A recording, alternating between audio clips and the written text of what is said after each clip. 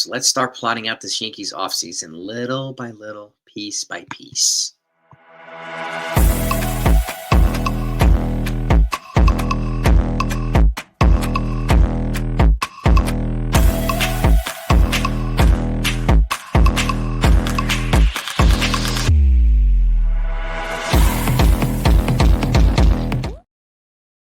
Hey, everybody. So I want to give you some names to start thinking of when it comes to the Yankees as we plot out this offseason.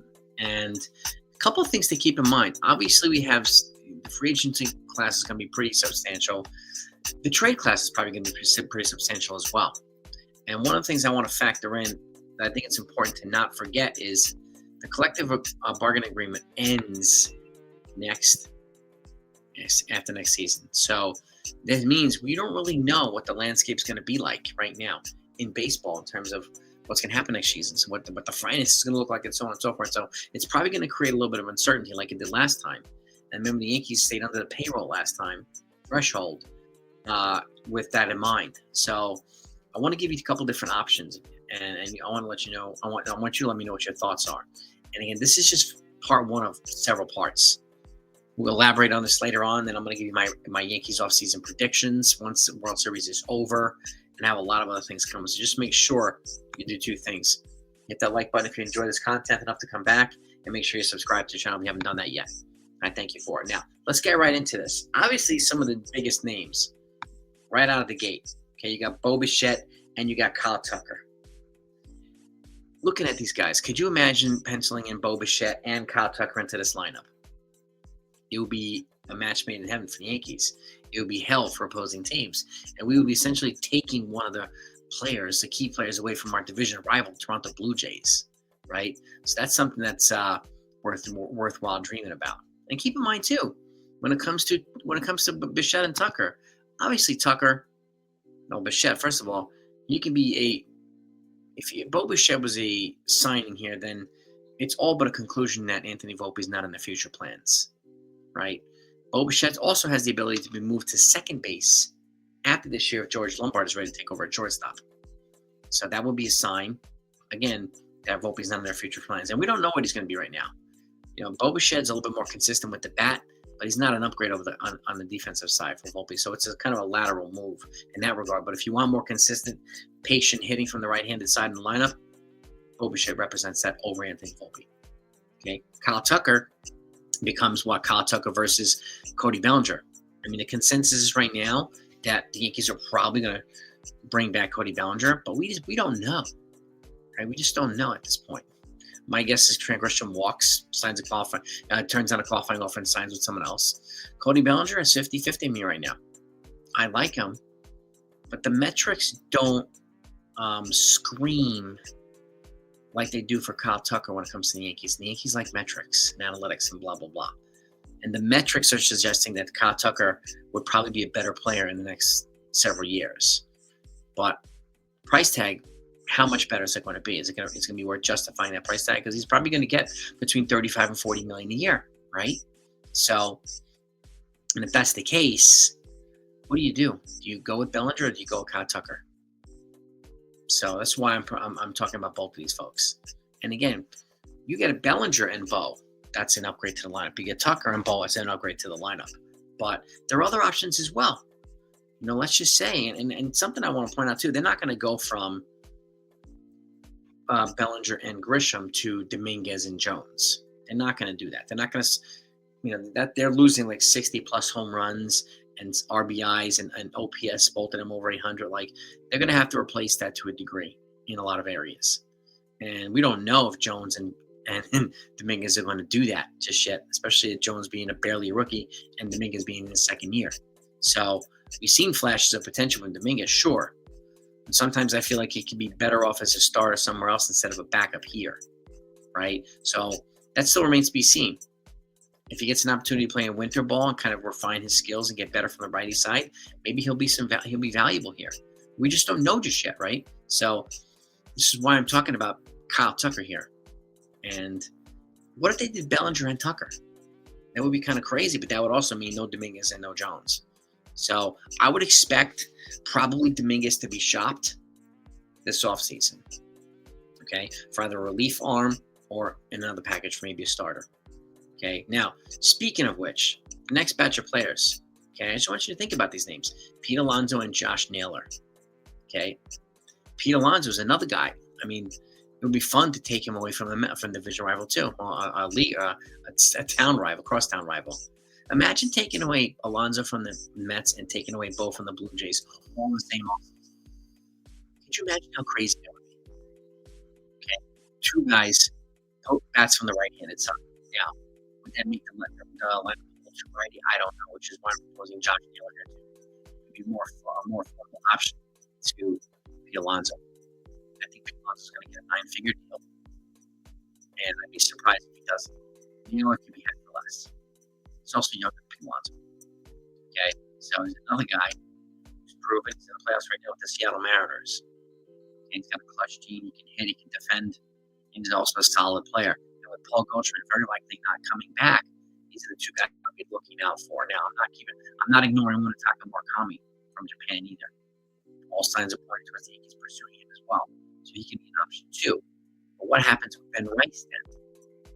That's the question. What happens with Ben Rice if you get a guy like Alonso or Naylor or even Murakami for first base? Does Ben Rice move to catcher? And then what do you do with Austin Wells? Right?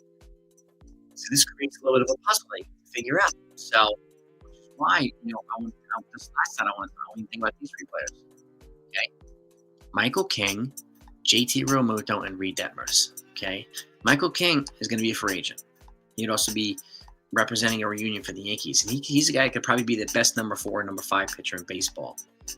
So on the Yankees, could you imagine a rotation with Cole coming back and Schlittler and Rodon and Fried, and then having Michael King at the 5 spot? Also makes it easier to do what?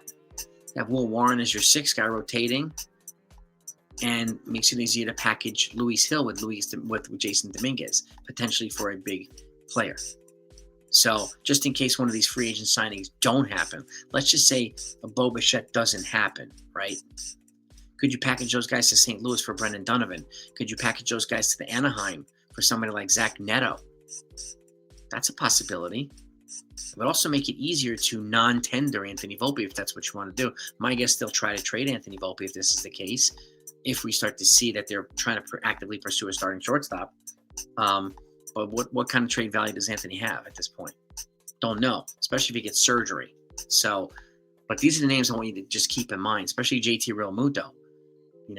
It looks as if Austin Wells needs a right-handed complement at the catcher position.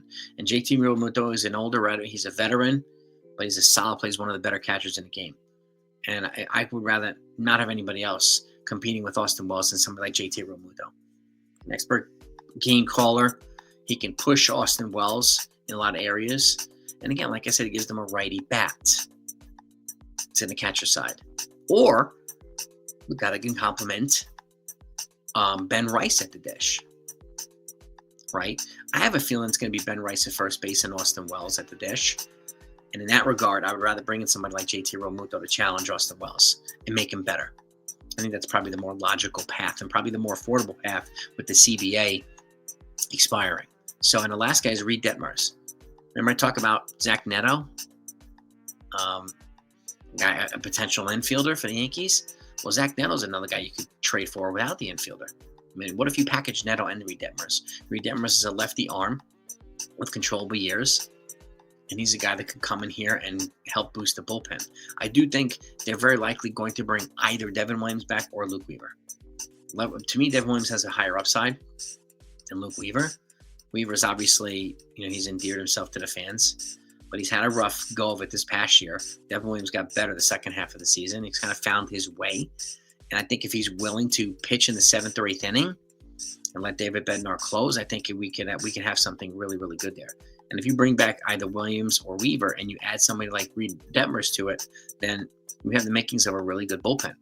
And if you have Jake Bird coming back next year at full strength and Camille Duvall full strength, and whoever else they bring in, I think we'll be in a good spot. But I want you to think about these names. I want you to think about again: JT Realmuto, Reed Detmers, right? Michael King, very likely ones, and then either Pete Alonso or Josh Naylor for first base if they happen to pursue first base. That's free agency. And then either Bo or Kyle Tucker. Any combination of these bats, if the Yankees brought 2 of them, would really, really boost the offense, right? We have to figure out a way to replace Grisham and potentially Bellinger here. That's a lot of production we need to replace. And we need to replace them with the right fits. The most expensive players are not always the right fits. So, but give me your take. Give me my thoughts. This is my kind of part 1 right now. It might evolve, right? I do think there's going to be some more. And I want to wait until the season's over so we can see who exercises options, who doesn't exercise options, because we might find out later on that more guys will be available. And this might change my calculus moving forward. This is why I'm going to wait over the course of the season. Again, 5 days after 5 days after World Series free agency starts. But then you have guys that can option in, option out. But this is something I would keep in mind with the CBA.